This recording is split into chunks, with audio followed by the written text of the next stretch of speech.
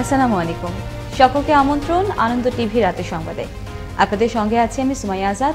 জাতির জনক বঙ্গবন্ধু শেখ মুজিবুর রহমানের 4 খুনি মেজর ডালিম, নূর চৌধুরী, রাশেদ চৌধুরী ও মুসলিম উদ্দিনের রাষ্ট্রীয় খেতাব ও পদক বাতিলের সিদ্ধান্ত চূড়ান্ত করা হয়েছে বলে জানিয়েছেন মুক্তিযুদ্ধ বিষয়ক মন্ত্রী আকাম মোজাম্মেল হক। বুধবার সচিবালয় আইন শৃঙ্খলা বিষয়ক মন্ত্রিসভা কমিটির বৈঠকের আগে তিনি তথ্য জানান। দ্রুত এই সিদ্ধান্ত বাস্তবায়ন করার কথা জানিয়ে মন্ত্রী বলেন, শীঘ্রই এই বিষয়ে মন্ত্রণালয় থেকে গ্যাজেট জারি করা হবে। বিএনপির দেশের রাজনীতিতে থাকা না থাকা নিয়ে জনগণের কোনো আগ্রহ নেই বলে মন্তব্য করেছেন আওয়ামী লীগের সাধারণ সম্পাদক ওবায়দুল কাদের। বুধবার সকালে তার সরকারি বাসভবনে ব্রিফিংকালে কথা বলেন সেতুমন্ত্রী। এ সময় তিনি বিএনপিকে অপর রাজনীতি ত্যাগ করে দায়িত্বশীল বিরোধী দলের ভূমিকা পালন করার আহ্বান জানান। বিএনপি আছে তাই আন্দোলনের নামে আগুন সন্ত্রাস আছে, তাদের থাকা না থাকার মাঝে এখন জনগণের কোনো আগ্রহ নেই, তারা জনআস্থার তীব্র সংকটে।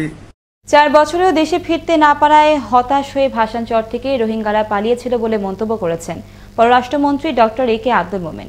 বুধবার রাষ্ট্রীয় অতিথি ভবন পদ্মায় ইউএনএইচসিআর এর 2 সহকারী হাই কমিশনারের সঙ্গে বৈঠকে এই কথা বলেন পররাষ্ট্রমন্ত্রী। বলেন, ভাসানচরে রোহিঙ্গাদের বসবাসের জায়গা কক্সবাজারের চেয়ে ভালো। রোহিঙ্গাদের সহায়তা ও পুনর্বাসনে ভাসানচরে জাতিসংঘ যুক্ত হবে বলেও জানান পররাষ্ট্রমন্ত্রী।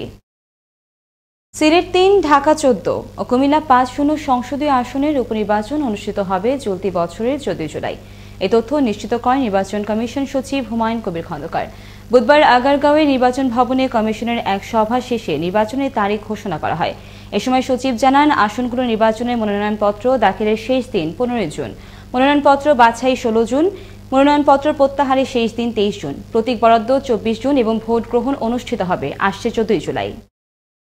দেশে গেল 24 ঘন্টায় করোনায় মৃত্যু হলো আরও 34 জনের। এ নিয়ে মৃতের সংখ্যা বেড়ে দাঁড়ালো 12,694 জনে। নতুন করে করোনা শনাক্ত হয়েছে আরও 1,988 জনের শরীরে। সব মিলিয়ে দেশের মোট করোনা রোগীর সংখ্যা দাঁড়ালো 8,04,293 জন। বুধবার বিকেলে স্বাস্থ্য অধিদপ্তরের এক সংবাদ বিজ্ঞপ্তিতে এ তথ্য জানানো হয়। করোনা ভাইরাসের সংক্রমণ বেড়ে যাওয়ায় রাজশাহীতে আবারও বাড়ানো হলো বিধিনিষেধ। বৃহস্পতিবার থেকে রাজশাহীর শপিং মল সহ অন্যান্য দোকানপাট বন্ধ থাকবে। তবে দোকান থেকে অনলাইনে বিক্রি করা যাবে পণ্য, দোকানে যেতে পারবে না কোনো ক্রেতা। বুধবার বিকেলে বিষয়টি নিশ্চিত করেন জেলা প্রশাসক আব্দুল জলিল। জানান, বৃহস্পতিবার সকাল 7টা থেকে পরবর্তী ঘোষণার আগ পর্যন্ত এই বিধিনিষেধ আরোপ থাকবে। এদিকে স্বাস্থ্য অধিদপ্তর সুপারিশ করলেও এখনও খুলনা জুড়ে কার্যকর হচ্ছে না লকডাউন। তবে কঠোর বিধিনিষেধের আওতায় আনা হলো খুলনার 4টি উপজেলা। খালিশপুর, সোনাডাঙ্গা সদর ও রূপসা উপজেলা এলাকায় সামাজিক দূরত্ব রক্ষা করে চলাচলের জন্য দেয়া হয় কঠোর নির্দেশনা। বুধবার সকালে খুলনা জেলা করোনা সংক্রমণ প্রতিরোধ কমিটির সভা থেকে নেওয়া হয় এই সিদ্ধান্ত। জেলা প্রশাসক মোহাম্মদ হেলাল হোসেনের সভাপতিত্বে সভায় খুলনা সিটি মেয়র তালুকদার আব্দুল খালেক ও জেলা civil surgeon doctor Niaz Mohammad উপস্থিত ছিলেন। গাইবান্ধার গোবিন্দগঞ্জে জাইকার অর্থায়নের আওতায় কোচা শহর শিল্পনগরী কলেজ ও গবেষণা কেন্দ্রের নতুন একাডেমি ভবন নির্মাণ কাজের ভিত্তিপ্রস্তর স্থাপনের উদ্বোধন করা হলো বুধবার। এতে প্রধান অতিথি হিসেবে উদ্বোধন করেন উপজেলা পরিষদ চেয়ারম্যান আব্দুল লতিফ প্রধান। এ সময় উপস্থিত ছিলেন দাতা উন্নয়ন সংস্থা জাইকার প্রতিনিধি সহ স্থানীয় গণ্যমান্য ব্যক্তিবর্গ। চাঁদপুরে কচুয়ার অভয়পাড়ার গাছের একটি ডাল থেকে উদ্ধার করা হলো 8 কেজি ওজনের 7 ফুট লম্বা একটি অজগর। বুধবার দুপুরে অভয়পাড়া মানিক নামের এক যুবক অজগর সাপটি দেখতে পেয়ে ধরতে গেলে সাপটি পাশে থাকা পুকুরে নেমে যায়। এ সময় স্থানীয় লোকজন ওই পুকুরে মাছ ধরার জাল ফেলে প্রায় 2 ঘন্টার চেষ্টায় অজগর সাপটিকে জীবিত উদ্ধার করে। পরে উপজেলা বন বিভাগের কাছে অজগরটিকে হস্তান্তর করা হয়। নওগাঁয় করোনা সংক্রমণ বৃদ্ধি পাওয়ায় পৌরসভা এলাকায় 7 দিনের সর্বাত্মক লকডাউন ঘোষণা করল জেলা প্রশাসন। বুধবার রাত 12টা 1 মিনিট থেকে পরবর্তী 7 দিন পর্যন্ত বহাল থাকবে এই লকডাউন। এ বিষয়ে 15টি বিধিনিষেধ আরোপ করে একটি গণবিজ্ঞপ্তি জারি করে জেলা প্রশাসন। বুধবার জেলা প্রশাসকের সম্মেলন কক্ষে নওগাঁর জেলা প্রশাসক হারুনুর রশিদ এক প্রেস ব্রিফিংয়ে নির্দেশনাবলী তুলে ধরেন। ময়মনসিংহের ভালুকার চান্দাব গ্রামে জমি সংক্রান্ত বিরোধের জেরে বড় ভাইয়ের হাতে খুন হলেন ছোট ভাই। মঙ্গলবার বিকেলে জমি ভাগাভাগি নিয়ে 2 ভাইয়ের মধ্যে বাক বিতণ্ডা হয়। এ সময় বড় ভাই রমিজউদ্দিন ধারালো অস্ত্র দিয়ে ছোট ভাই আফাজ উদ্দিনকে আঘাত করে। রক্তাক্ত অবস্থায় আফাজকে প্রথমে ময়মনসিংহ হাসপাতাল ও পরে ঢাকার পঙ্গু হাসপাতালে নেয়ার পথে পথিমধ্যেই তার মৃত্যু হয়। এই ঘটনায় নিহতের স্ত্রী ভালুকা থানায় একটি হত্যা মামলা দায়ের করেন। জীবন আর জীবিকার তাগিদে বদলাতে হচ্ছে নীতি আর কৌশল। করোনার ঝড়ে দেশজুড়ে কর্মহীন বহু মানুষ। এর মধ্যেই নিয়ম করে উপস্থিত রাষ্ট্রীয় আয় ব্যয়ের বাৎসরিক খতিয়ান বাজেট ঘোষণার ক্ষণ। সাধারণ মানুষের বাজেট ভাবনা নিয়ে রংপুর থেকে মাহফুজ আলম প্রিন্সের প্রতিবেদন, জানাচ্ছেন মোস্তফা কামাল তোহা। যে ৩০-৩৫ হাজার টাকা ক্যাশ ছিল সেটাও আমাদের শেষ হয়ে গেছে। শফিক মিয়া ১২ বছর ধরে রংপুর টাউন হলের সামনে ফুটপাতে তার চায়ের দোকানের ওপর নির্ভর করেই টিকে আছে তার পরিবারের ৫ জনের সংসার। করোনাকালীন আয় নেমেছে তার শূন্যের কোঠায়। জমানো পুঁজি শেষে এখন একেবারেই নিঃস্ব। এই দুর্যোগে সচ্ছল জনগোষ্ঠীর লড়াই করার রসদ থাকলেও প্রান্তিক মানুষগুলো অনেকটাই অসহায়। এমন বাস্তবতায় দেশের সর্বস্তরের মানুষের চাওয়া বাজেট হোক শিক্ষা, স্বাস্থ্য, সুরক্ষা আর কর্মসংস্থান নিশ্চিতের চাবিকাঠি। দাবি উঠেছে কৃষি পণ্যের ন্যায্য মূল্য নিশ্চিতেরও।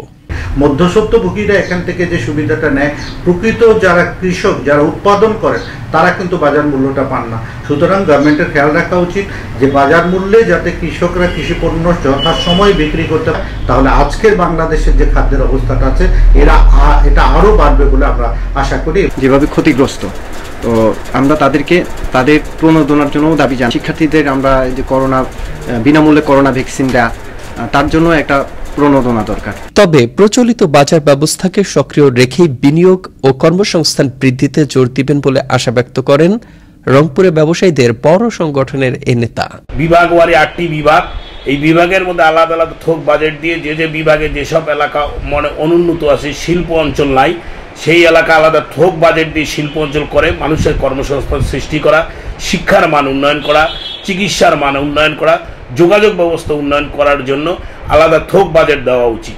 সংকটময় এ সময়ে সরকারের কাছে সাধারণ মানুষের দাবি এবারের বাজেট হোক শিক্ষা, স্বাস্থ্য, সুরক্ষা আর কর্মসংস্থান নিশ্চিতের চাবিকাঠি। এমনটাই প্রত্যাশা রংপুরবাসীর।